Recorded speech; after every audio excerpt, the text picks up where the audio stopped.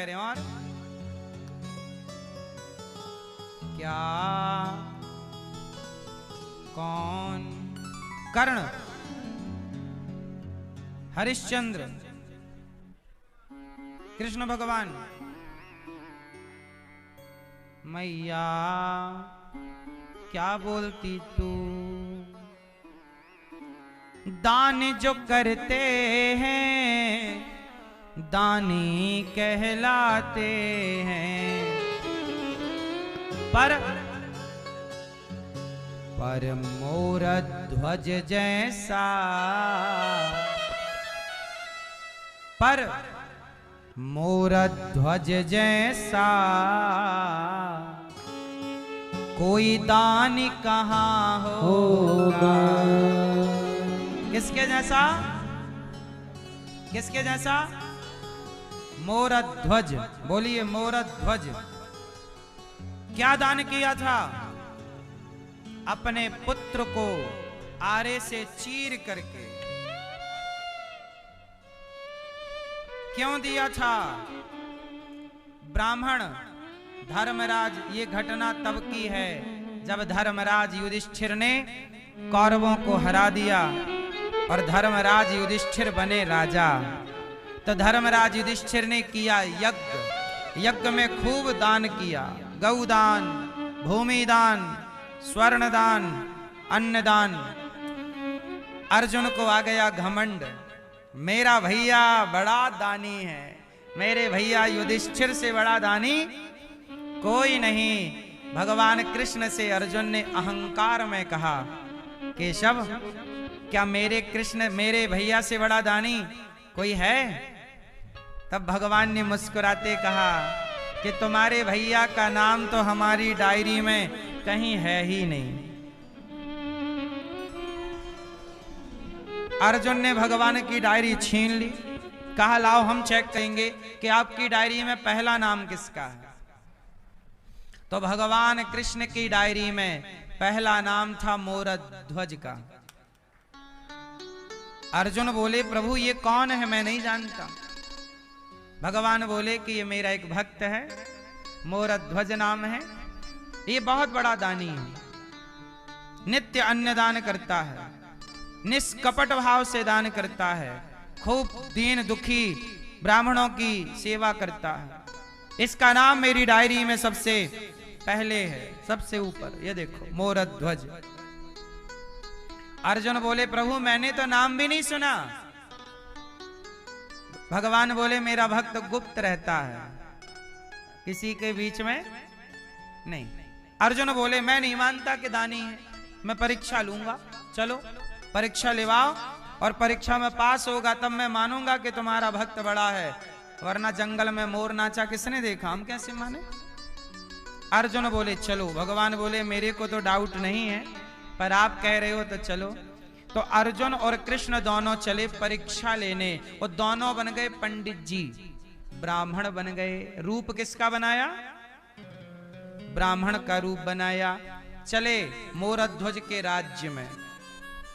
मोरध्वज के यहां जब चले तो ब्राह्मण बन के गए। अच्छा यमराज जी को बुला लिया, यहां आओ, तुम बुढ़े शेर बन जाओ, परीक्षा लेना है ना, तो रूपरेखा तैयार करो। हम दोनों बनते हैं ब्राह्मण और तुम बन जाओ शेर।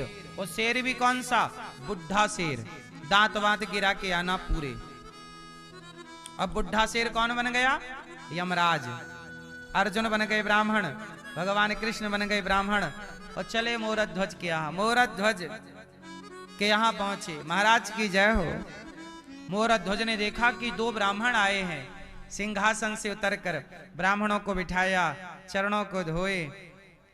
कहा मोरध्वज ने कि हे ब्राह्मण देवता, आप हमारे द्वार पर आए, बताइए हम आपकी क्या सेवा करें।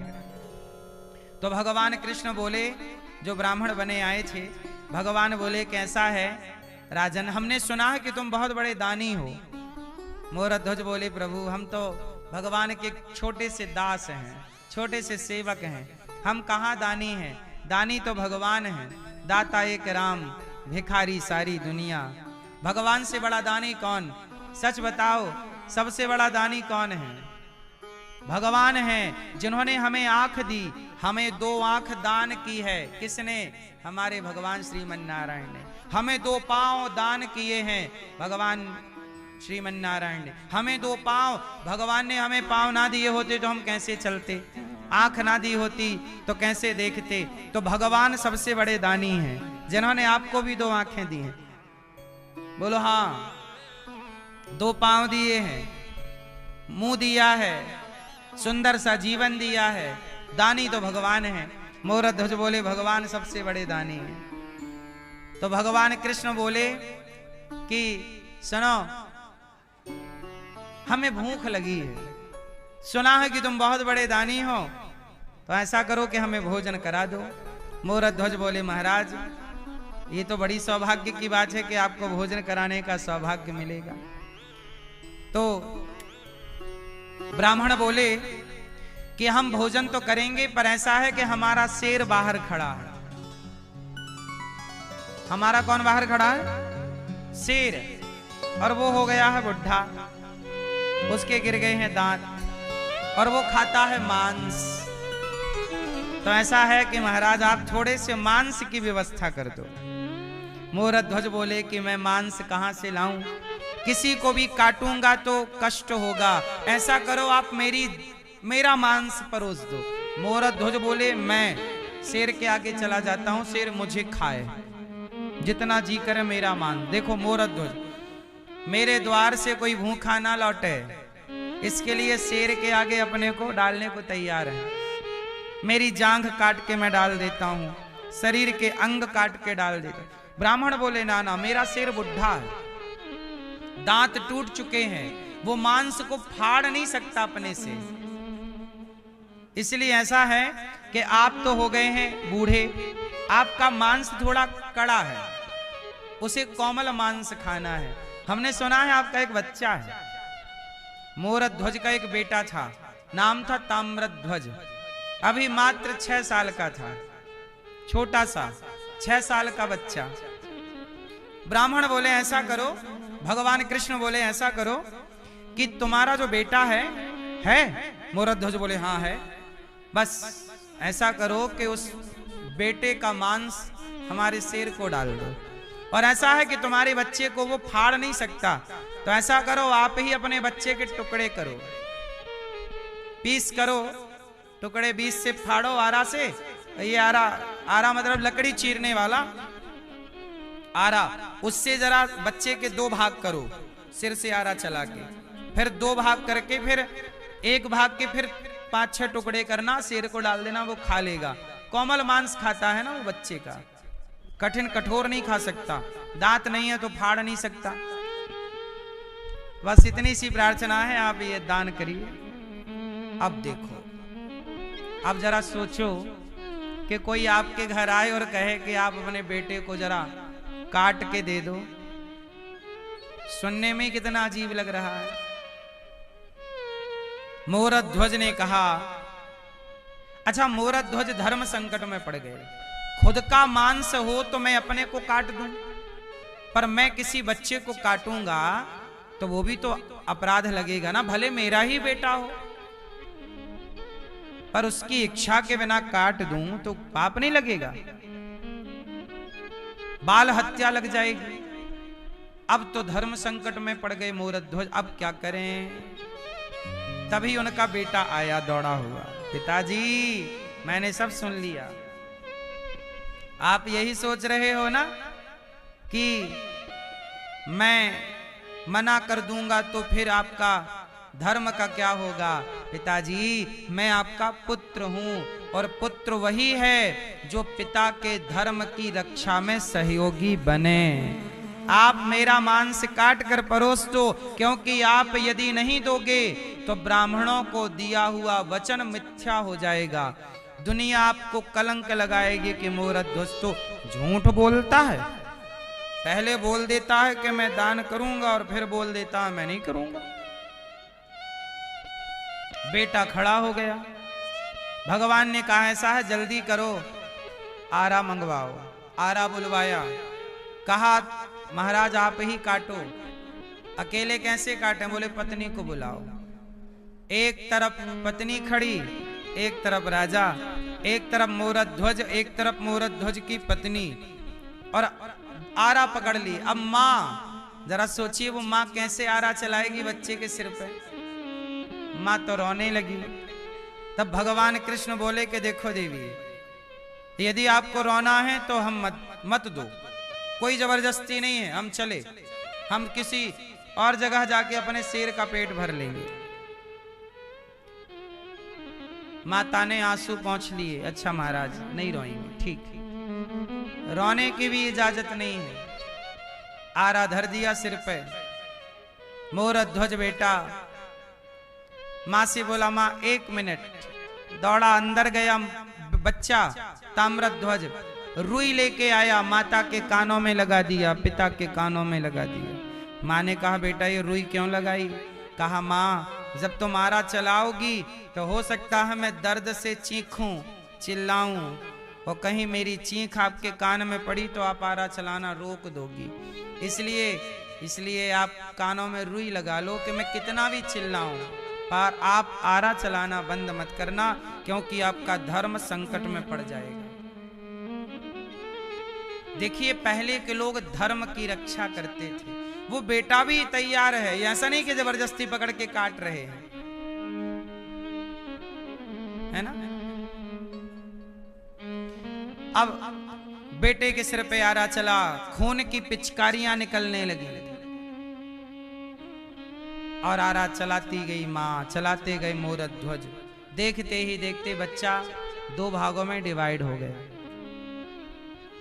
एक हिस्से को काटा और शेर को डाला, शेर खा लिया, खा गया।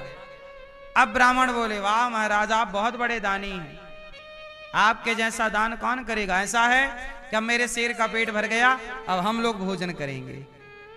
अब ऐसा है कि आप हमारे भोजन की व्यवस्था करो। अब अर्जुन सब देख रहे हैं, अर्जुन बैठे, कृष्ण बैठे, कहा भोजन लाओ।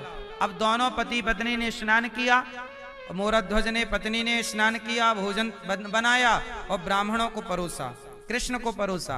और जैसे ही परोसा तो भगवान बोले कि सुनो मोरध्वज, हम आपके घर भोजन नहीं करेंगे। क्यों? क्योंकि आप हत्यारे हैं, और हत्यारों के घर हम भोजन नहीं करते। मोरध्वज बोले, हमने कौन सी हत्या की? बोले, आपने अभी अभी अपने पुत्र को मारा है और बाल हत्या की है।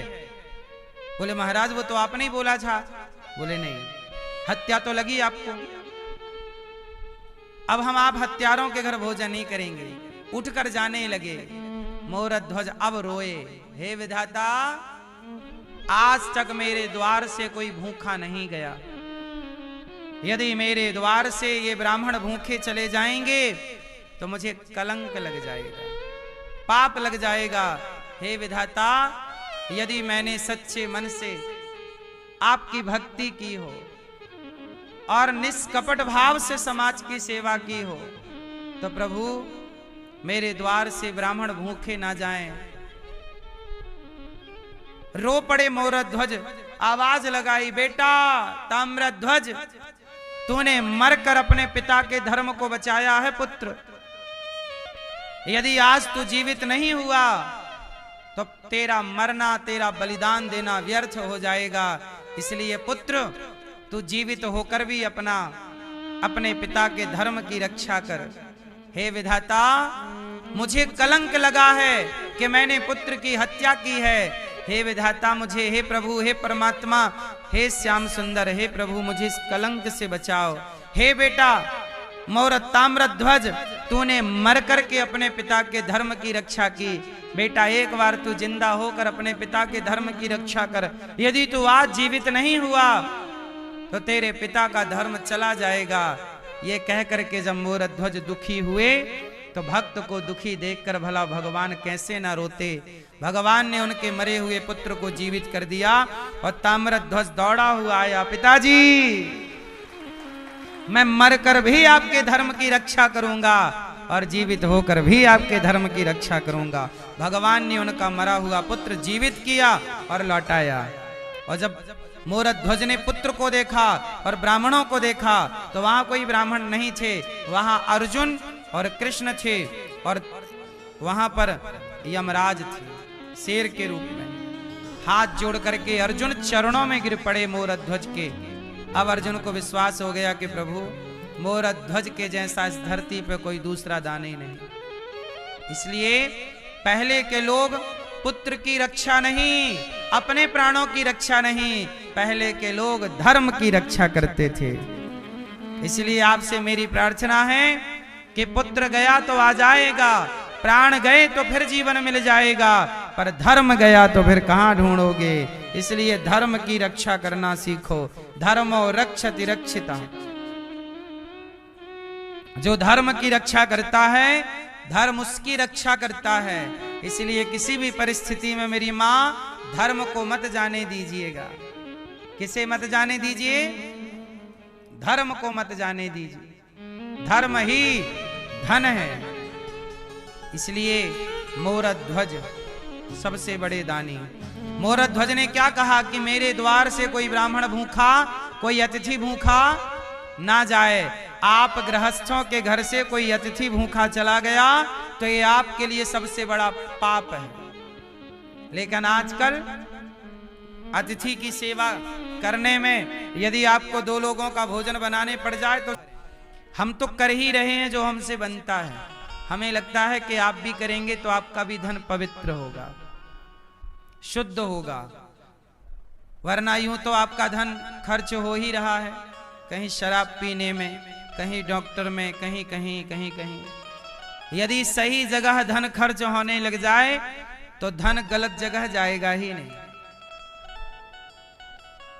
इसलिए कहता हूं दान अवश्य करना चाहिए।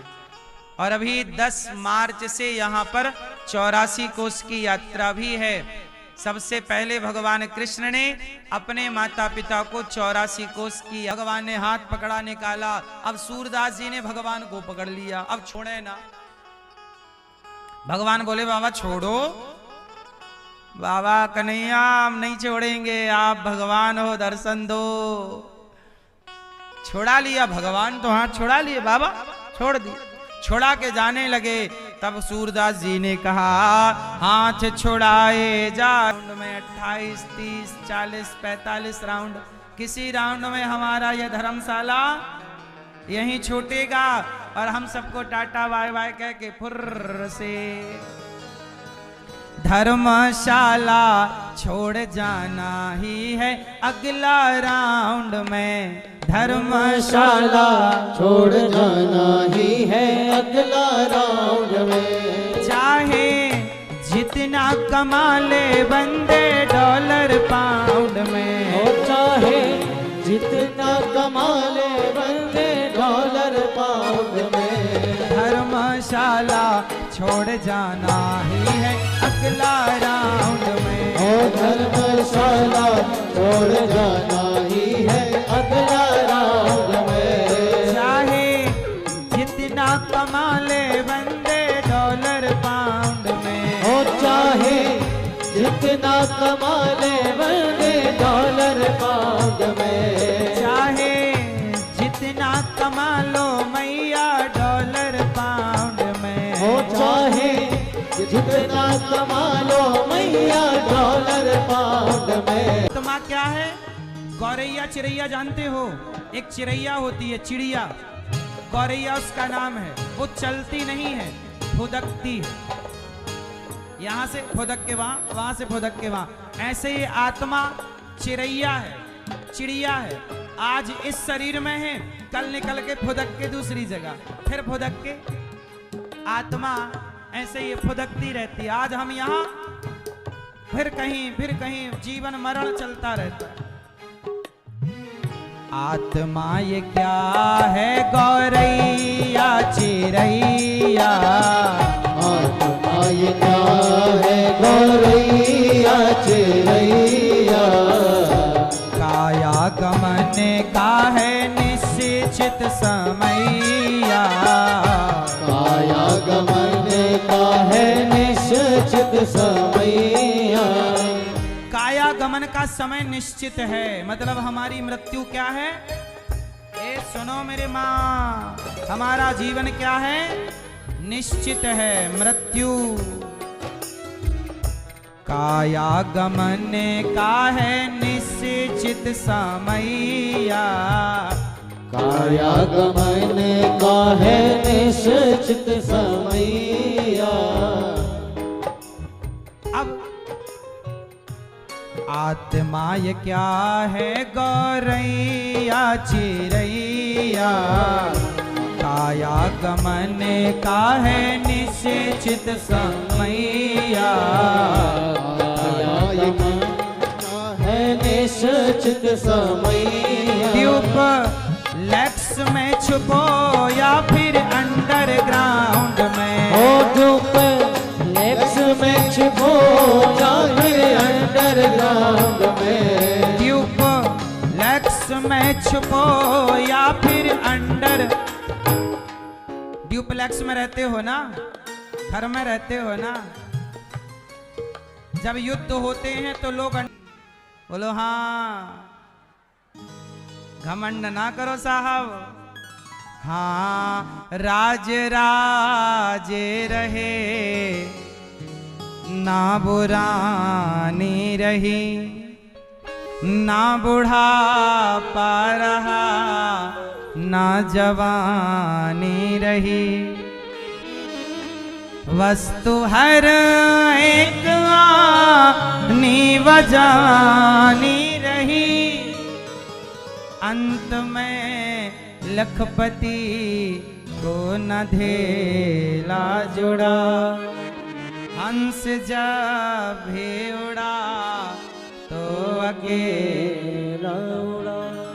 दान पुण्य करो चाहे चोरी बेईमानी।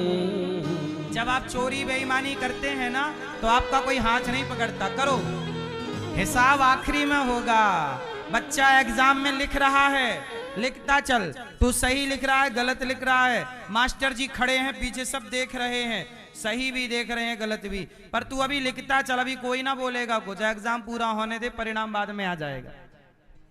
तू अभी करता चल, पाप करना है कर, पुण्य करना कर, इसका परिणाम। हाँ, दान पुण्य करो चाहे चोरी बेईमानी। दान पुण्य करो चाहे चोरी बेईमानी। लिख रहे हैं चित्रगुप्त जी कहानी। लिख रहे हैं चित्रगुप्त जी कहानी। बोलो कैसे बचोगे उनके अल्ट्रासाउंड से। बोलो कैसे बचोगे उनके अल्ट्रासाउंड से। अल्ट्रासाउंड जानते हो, चेकअप होता है ना, क्या क्या है सब कुछ आ जाता है। जब ईश्वर अपना अल्ट्रासाउंड करेंगे तो आपने क्या पाप किया क्या पुण्य किया, ईश्वर के अल्ट्रासाउंड में क्लियर दिखेगा। आपने भैया ये पुण्य ये पाप किया। बोलो कैसे बचोगे उनके अल्ट्रासाउंड में। बोलो कैसे बचोगे उनके अल्ट्रासाउंड। करना ही नहीं है ना, इसलिए अकड़ो। हम क्यों अकड़े, क्योंकि हमें पता है कि हम मर जाएंगे। इसलिए घमंड किस बात का करें जब राख हैं। अपनी औकात नहीं भूलना चाहिए। हमारी सच्चाई यही है कि एक दिन मिट्टी के घड़े 50 रुपया के घड़े में आपकी पूरी राख आ जाएगी। लोग लेके जाएंगे, अस्थियां जा रही हैं। ये बात सही है कि गलत है। इसलिए अभिमान त्याग दो, इंसान बनो, इंसान के काम आओ, हंसते मुस्कुराते जिंदगी जियो, लोगों की हेल्प करो, मदद करो, अच्छे काम करते हुए बिंदास शान से मरो। मरना भी उत्सव है, इसलिए हमारे यहां जब कोई मरता है तो मरने पे भी बैंड बाजे बजते हैं। आपके यहां बजते हैं कि नहीं? आपके यहां जब कोई मर जाता बैंड नहीं बजता? नहीं बजता, मतलब आप लोग मरना नहीं जानते। मरना तो हम जानते हैं, मर जाते हैं हमारे यहां तो बैंड बजता है, अर्थी के आगे आगे बाजे चलते हैं। बोलो हाँ, क्यों? क्योंकि मृत्यु हमारे यहां दुख का कारण नहीं, मृत्यु भी एक उत्सव है। मृत्यु क्या, मृत्यु किसे कहते हैं? जिस दिन परमात्मा से मिलन होगा उस मिलन के दिन का नाम मृत्यु है। तो वो उत्सव है, कोई शोक का दिन थोड़ी है। अज्ञानी लोग शोक मनाते हैं, ज्ञानी लोग उत्सव मनाते हैं। आज मिलन हुआ है आत्मा और परमात्मा का, मिलन का नाम उत्सव है। शोक आप लोग इसलिए मनाते हैं क्योंकि अज्ञान है। कबीर जी से पूछा मरोगे नहीं, मरने से सब जग डरा। कबीरदास जी कह रहे हैं मरने से सब जग डरा, मेरे मन आनंद, कब मरी हूं कब भेंटी हूं पूर्ण परमानंद। कब मरेंगे कब भेंट होगी, ये जिंदगी तो जी के देख लिया। कुछ अच्छे मेरी माँ, हाँ राम नाम सत्य है ये जान लो शिकारी, कर लो न थोड़ा परलोक की तैयारी। आपकी तैयारी है कुछ मरने की कि नहीं? आपने अपने कोई तैयारी की? थोड़ा थोड़ा पुण्य किया करो। जैसे थोड़ा थोड़ा पैसा बचाने से पैसा काफी बच जाता है। यदि आप थोड़ा थोड़ा बचाओ, 2-2 हजार रुपए भी रोज का बचाओ या 200 भी रोज का बचाओ, तो अच्छा खासा पैसा जरूरत पड़ने पे भगवान की कृपा से बच जाता है। बोलो हाँ, धन बचाने से धन बचता है। ऐसे ही थोड़ा थोड़ा पुण्य रोज करो। किसी भूखे को रोज भोजन करा दो चुपके से, वो भूल जाओ। आखिरी में वो पुण्य ईश्वर जब देखेंगे कि भाई इसने रोज किसी को भोजन कराया, रोज किसी चींटी को दाना डाला है, रोज किसी पक्षी को दाना दिया है, रोज मछली को, इसने खाने से पहले किसी को नित्य खिलाने का संग। ये थोड़ा पुण्य करो, भूल जाओ, तुम भूल जाओ, परमात्मा याद रखेंगे। इसलिए थोड़ा सा पुण्य करते रहना। पुण्य करते करते एक दिन अच्छे पुण्यात्मा हो जाओगे। नीति कहती है जल बिंदु निपाते न क्रमशः पूर्यते घटा। सुनो, जल बिंदु निपाते न क्रमशः पूर्यते, मतलब एक एक बूंद पानी बचाने से एक दिन घड़ा, एक एक बूंद पानी डालोगे एक दिन घड़ा पैक हो जाएगा। एक एक बूंद जल का संग्रह करने से जैसे जल से भर जाता है घड़ा, ऐसे ही जल बिंदु निपाते न क्रमशः पूर्यते घटः सह हेतु सर्व विद्यानाम।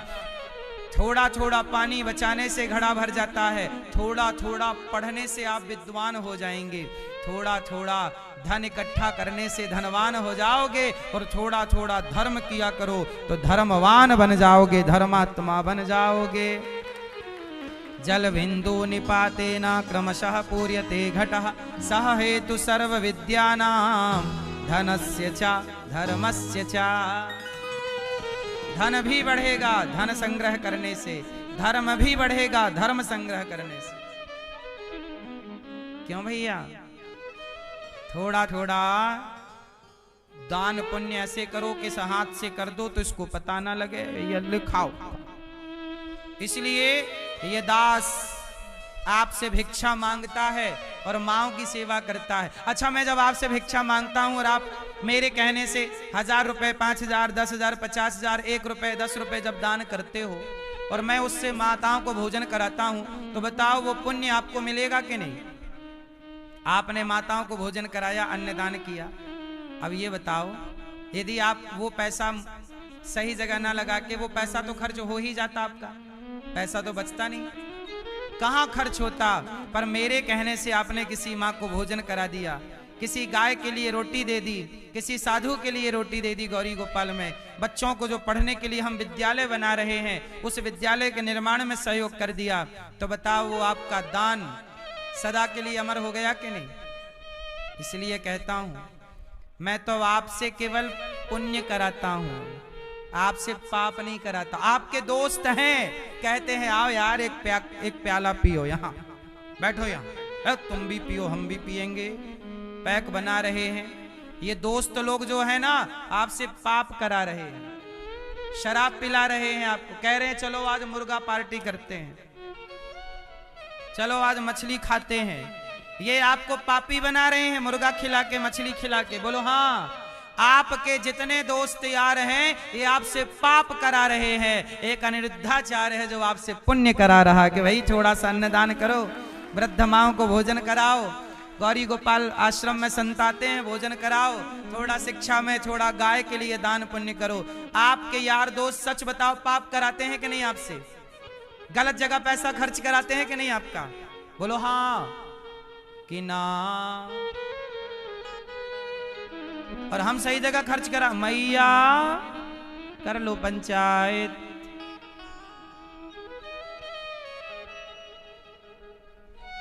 तो बताओ पैसा सही जगह खर्च होने से पुण्य मिलेगा कि गलत जगह? हाँ। तो आपका दोस्त कौन? आपका दोस्त ये दास अनिरुद्ध है। हम आपके छोटे भाई, आपका दोस्त, आपका बेटा, सब हमें अपना दोस्त मान लो। हमें मानोगे तो हम आपको सही रास्ता बताएंगे। और आप अपने उन दोस्तों को, दो कौड़ी के लोगों को, टपोरियों को बनाओगे दोस्त तो तुम्हें शराब पिलाएंगे, कहेंगे आओ पियो, सिगरेट पिलवाएंगे, सिगरेट तुम भी जलाओ हम भी जलाएं, पी रहे हैं, सिगरेट पी के धुआं निकाल। किस बात की मूर्खता है ना, ये धुआं धुआं कर रहे हैं। क्यों मैया? पैसे का सदुपयोग करना आता नहीं है आज के छोरों को। पैसा मिला तो बस ऐसे चलते एटीट्यूड में। कुंती बुआ ने भगवान से विपत्ति मांगी, भगवान ने अपने आप को दिया। द्वारिका भगवान गए और कलयुग के राजा बने परीक्षित। राजा परीक्षित जी ने एक संत का अपमान किया, 7 दिन में मरने का शाप लगा। जिसे 7 दिन में मरना हो वो क्या करे? राजा परीक्षित जी शुकताल गए। परीक्षित जी के पास सुखदेव भगवान आए और सुखदेव भगवान ने दिव्य भागवत सुनाई और परीक्षित जी के मोक्ष का साधन प्रशस्त किया। दोनों भगवत चिंतन में डूबे हैं। आगे की चर्चा कल सुनेंगे। आओ आरती की ओर चलें। श्रीमन्नारायण चरणौ शरणं प्रपद्ये। श्रीमते नारायणाय नमः। चंद्रमा मनसोर्जातश्चक्षुः सूर्यो जायत श्रोत्रादवायुस्य प्राणस्य मुखादग्निरजायत। मन में बसाकर तेरी मूर्ति मूर्ति उतार